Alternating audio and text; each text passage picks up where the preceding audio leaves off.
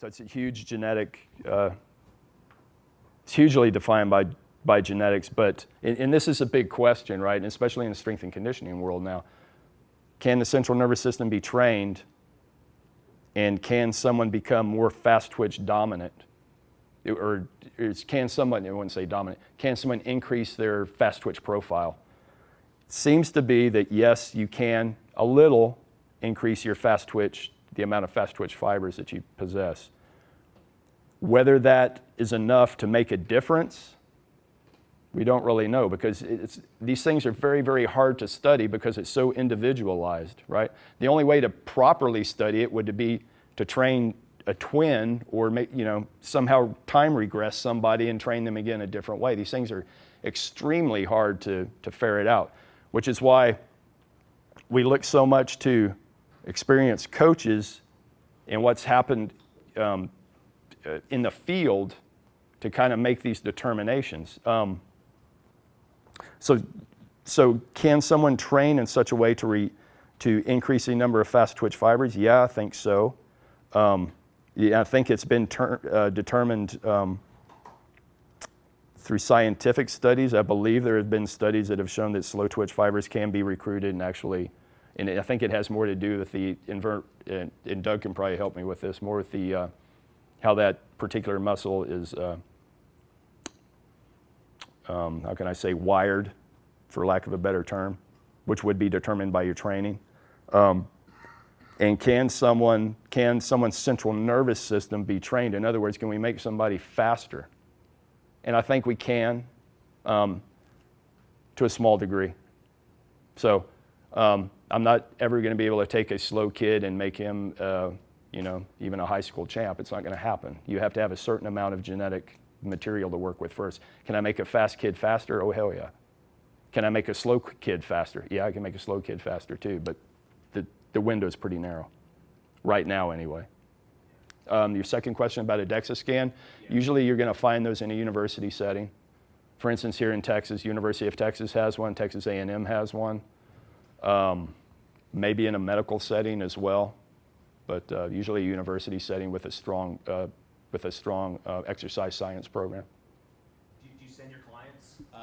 Do you send your clients like to UT or? Yeah, we send them to University of Texas. We have a good working relationship with UT, so that's where we send our clients. In terms of self-experimentation, how do you know what variables to track? And when you have that data, how do you discern causality from it? Yeah, so this is a big thing, right? So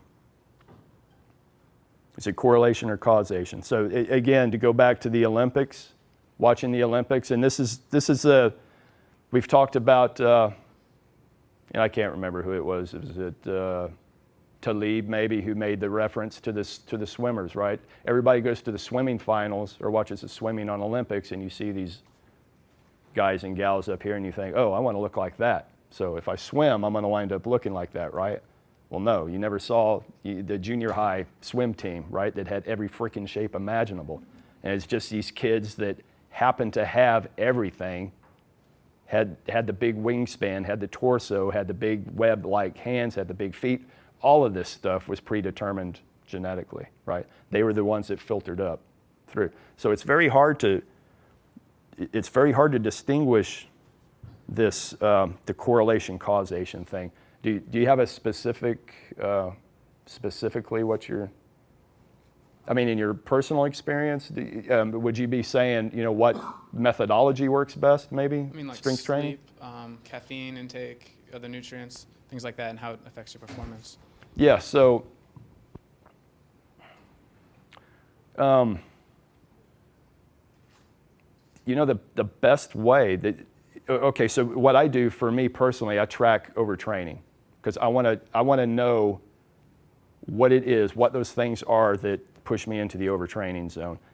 And I want to know what it is before I even get there. I want to know what those markers are before I even hit there so I can stop before I go over the ledge. The things I look for are not things that are easily tracked in a numbers-driven way. So a lot of it is internal feeling. A lot of it is mood tracking. A lot of it is, I've been bitchy like 4 days in a row, and I might be pushing things a little too hard. I might joint soreness, things of that nature are the things I really pay attention to keep myself out of the overtraining zone. But these are things that are very, very hard to quantify. I can't put a number to it and say I'm at number 7, I need to back off. These are just things that you have to keep track of mentally, and you might be able to do some tracking, of your sleep patterns.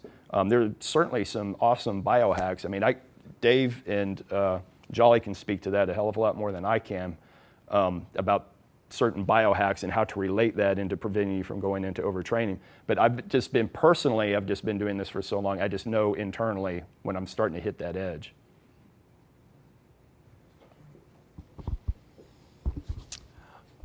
This question is going to be basically for me and any other like college guys out there, because I recently got into the paleo thing just 2 weeks ago. Sure.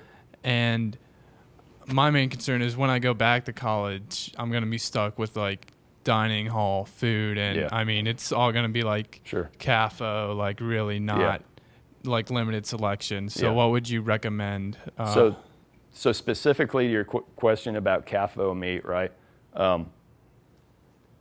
You don't want to let the ideal get in the way of the good, right? If the ideal would be all grass-fed meat, right? That's the ideal. If all you have access to is CAFO meat, I mean, what can you do? You don't want to shuck the whole diet and go back to eating Twinkies just because you can't get grass-fed meat, right? I mean, this doesn't make sense. So you do, and I tell this to all my clients, you do the best you can under your circumstance. So for dining hall food, you're always going to have a protein, you're always going to have vegetables available. You don't have to choose the pasta, the rice, and all the other stuff. You choose the meat and choose the vegetable and you go on. Don't worry about whether it's CAFO or not, right? Whenever you get out of college, you get a good job, you start having some income, now we can start moving into the grass-fed meat. And we do the same thing. I mean, I don't eat totally grass-fed stuff. It's expensive, especially for the prime cuts. But what we do is we stretch our dollar by getting ground meat that's grass-fed, which is pretty comparable to ground meat that's CAFO raised. And organ meats and things like that are pretty cheap, and you can get those grass-fed. So yeah, everybody's got certain compromises they have to make, and if that's all you have, I mean, think about the guys in the military, right? I mean, they're even worse off. And there's a lot of guys in the military who are heavy duty into paleo, and it's tough. I mean, especially in the field eating MREs, you do what you can, but yeah, so don't worry about it right now. Okay, we're going to go ahead and wrap this up. If anybody has any other questions, I'll be glad to talk to you afterwards out at the dinner tonight or just hanging out up here, and it was a pleasure talking to you guys.